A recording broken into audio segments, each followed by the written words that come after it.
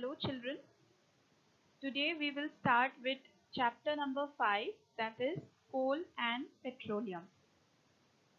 इस चैप्टर के अंदर हम पढ़ेंगे about the properties, formation and uses of coal and petroleum.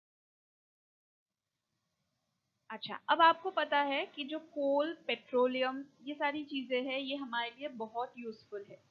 ठीक है. क्यों यूजफुल है? क्योंकि coal, petroleum, these are used as fuels की तरह यूज होता है और जिससे व्हीकल्स हमारे चलते हैं, है ना. तो लेकिन ये जो कोल, पेट्रोलियम, ये जो सारे फ्यूल्स है, ये हमें मिलता कहाँ से है, इनके रिसोर्सेज क्या है, इन सब के बारे में हम पढ़ेंगे इस चैप्टर के अंदर. ठीक है. लेकिन इसको कोल, पेट्रोलियम या स्पेसिफिकली रिसोर्सेज के बारे में पढ़ने से पहले जो पहली चीज हमें जानना है वो है energy. What is the meaning of energy? Energy is the ability to do work. इसका मतलब ये है कि जो भी आप काम करते हो, उस काम को करने के लिए आप में क्या एबिलिटी है, उसको बोला जाता है एनर्जी. मतलब किसी भी काम को करने की आप में कितनी क्षमता है, उसको बोला जाता है एनर्जी. ठीक है. और जो ये एनर्जी है, it is of various forms और इन सारे फॉर्म्स को अलग अलग वे में स्टोर किया जाता है जो हम अपने डेली यूज में चीजें यूज करते हैं उनमें. ठीक है. जैसे कि मान लो यहाँ पे एक बल्ब दिखाया गया है. जो ये बल्ब है, ये इसमें क्या होता है, जब आप बल्ब को जलाते हो, इसका मतलब आपने इलेक्ट्रिकल एनर्जी दिया. फिर वो जो इलेक्ट्रिकल एनर्जी है, that is being converted into light energy and heat energy, है ना. आप कोई भी जैसे कोई भी जलती हुई बल्ब को क्या आप छू सकते हो? आप नहीं छू सकते हो, क्योंकि उसका जो सरफेस है वो बहुत गर्म हो जाता है. इसका मतलब उसमें हीट एनर्जी प्रोड्यूस हो रहा है. तो इसमें हो क्या रहा है, that electrical energy is being converted into light energy and heat energy. बिल्कुल ऐसे यहाँ पे सन दिखाया है. सन की एनर्जी को हम बोलते हैं सोलर एनर्जी. और जो सोलर एनर्जी है वो हमें किस फॉर्म में मिलता है? In the form of heat energy and light energy again. ठीक है. सो दिस एनर्जी, जो हम एनर्जी की बात कर रहे हैं, ये energy it can be converted in from one form into another. लेकिन एक चीज हमेशा याद रखना, आप एनर्जी को कभी डिस्ट्रॉय नहीं कर सकते, कभी क्रिएट नहीं कर सकते. मतलब एनर्जी जो है उसको आप कभी भी उसको फिनिश नहीं कर सकते हो. It can only be converted from one form into another. So energy can neither be created nor destroyed. It can only be converted from one form into another. जैसे इसमें आपने देखा, electrical energy is converted into light energy and heat energy, और सन के case में solar energy is converted into light and heat. ठीक है. तो आपको समझ आया what is energy? It is the ability to do work. Energy के बहुत सारे फॉर्म्स होते हैं. एनर्जी को एक फॉर्म से दूसरे फॉर्म में आप कन्वर्ट कर सकते हो, लेकिन अब आप कभी भी एनर्जी को डिस्ट्रॉय नहीं कर सकते हो या क्रिएट नहीं कर सकते हो. Is it clear? अब different sources of energy. Sources of energy का मतलब anything that provide energy is called source of energy. जिस भी चीज से हमें एनर्जी मिल सकती है, जिस भी चीज से हमें एनर्जी मिल सकती है, उसको बोला जाता है सोर्स ऑफ एनर्जी. ठीक है. तो जहां से भी एनर्जी हमें मिलती है उसको बोला जाता है सोर्स ऑफ एनर्जी. अब वैसे तो बहुत सारे सोर्सेस ऑफ एनर्जी है. यहाँ पे मैंने कुछ सोर्सेस ऑफ एनर्जी दिखाया है. जैसे सबसे पहला है बायोमास. बायोमास का मतलब है फ्रॉम प्लांट्स और फ्रॉम एनिमल्स. ठीक है. एनिमल्स या प्लांट्स से जो भी हमें एनर्जी मिलती है उसको बोला जाता है बायोमास. यहाँ पे आप देख सकते हो, this is biomass. Second is hydel power energy, जो हमें हाइडल पावर स्टेशन से मिलता है. जैसे यहाँ पे आप देख सकते हो, डैम्स बने हुए हैं बहुत सारे. So the energy that is obtained from the water in these dams is being converted into electricity. So this is what is being done in hydel power station. So hydel power energy हो सकता है. फिर उसके बाद wind energy हो सकता है, जो हमें wind से energy मिलती है, उसको convert करने के लिए there are these special types of things that are attached in farms, जिसको बोला जाता है windmills. ठीक है. So wind energy हो सकता है. देन सोलर एनर्जी में हमने अभी बात की सोलर एनर्जी के बारे में. The energy that we obtain from sun is solar energy and it can be converted into other forms of energy. फिर कोल हो गया, पेट्रोलियम हो गया, जो हमें व्हीकल्स में we use coal, we use petroleum. So these are some forms of energy, जिससे some things from which we get energy. So these are the sources of energy. इसके अलावा भी और बहुत सारे sources है, लेकिन यहाँ पे मैंने कुछ एग्जाम्पल्स आपको बताया. So these are some of the important sources of energy. So इस चैप्टर के अंदर हम कोल एंड पेट्रोलियम को स्पेसिफिकली पढ़ेंगे. We'll be mainly studying about coal, petroleum, natural gas, इनके सोर्सेस क्या है, इनके प्रॉपर्टीज क्या है, ये कैसे फॉर्म होता है. So these are the things that we are going to discuss in this chapter. Okay, जो ये सोर्सेस ऑफ एनर्जी है उनको मेनली दो कैटेगरीज में डिवाइड किया है, नेचुरल रिसोर्सेस और दूसरा क्या होगा फिर मैन मेड रिसोर्सेस.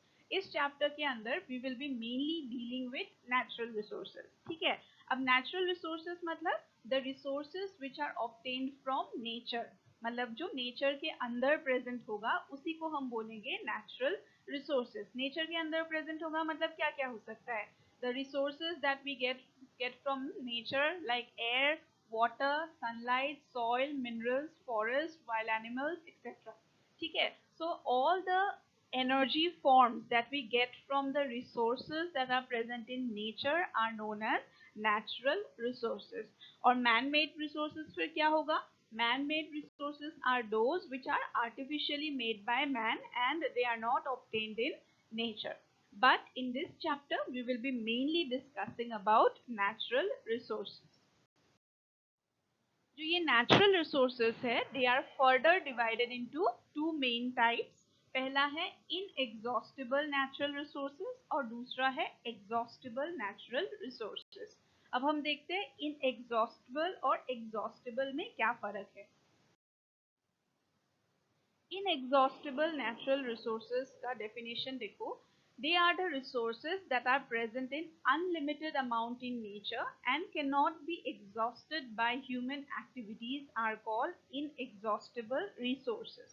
मतलब जो resources आप बार बार यूज कर सकते हो वो जल्दी फिनिश नहीं होंगे और बहुत मिलियंस एंड मिलियन ईयर्स तक अगर आप यूज भी करोगे तब भी उसमें कोई फर्क नहीं पड़ेगा, तो उन रिसोर्सेज को बोला जाता है इनएग्जॉस्टिबल.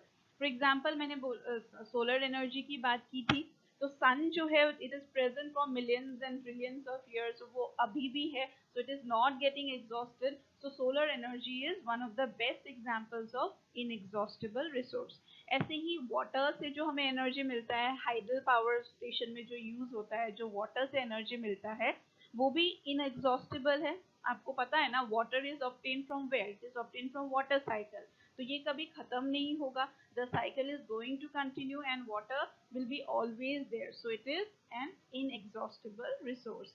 ऐसे ही एयर से जो एनर्जी मिलेगा that will be also a inexhaustible resource. इसके बाद exhaustible natural resources. Exhaustible natural resources का डेफिनेशन देखो. They are the resources which are present in limited amount and can be exhausted by human activities. मतलब अगर एक बार exhaust हो गया, मतलब ये जो रिसोर्सेज है ये लिमिटेड अमाउंट में प्रेजेंट है, मतलब ये अगर एक बार खत्म हो गया फिर इसको दोबारा फॉर्म करने के लिए it will take a lot of time. ठीक है, मतलब millions and millions it will millions of years it will take to form it again. So वो लिमिटेड अमाउंट में प्रेजेंट होता है और वो खत्म हो सकता है बाय ह्यूमन एक्टिविटीज. इसका बेस्ट एग्जांपल है फॉसिल फ्यूल्स का. फॉसिल फ्यूल्स के बारे में हम नेक्स्ट क्लास में डिस्कस करेंगे. फिलहाल अब आप बस इतना समझो कि fossil fuels are the sources from which we obtain the various fuels that are used in vehicles like coal, petroleum, natural gas, etc. ठीक है, जो ये कोल, पेट्रोलियम, नेचुरल गैस हम लोग व्हीकल्स में यूज करते हैं, इसको हमें मिलता है फॉसिल फ्यूल्स से. तो फॉसिल फ्यूल्स के बारे में हम पढ़ेंगे नेक्स्ट क्लास में. एंड अभी फिलहाल इतना याद रखो that these are exhaustible natural resources. Okay, next इस पिक्चर में देखो मैंने कुछ यहाँ पे कुछ पिक्चर्स दिखाया है. इनमें से आपको बताना है कि कौन सा इसमें से एग्जॉस्टेबल है और कौन सा नॉन एग्जॉस्टेबल है। तो इसमें से पहला वाला तो हो गया sun. So sun we know is what, it is the inexhaustible natural resource, right? Then second is petrol. Petrol is a exhaustible natural resource. Coal is also an exhaustible natural resource. Waterfall, exhaustible.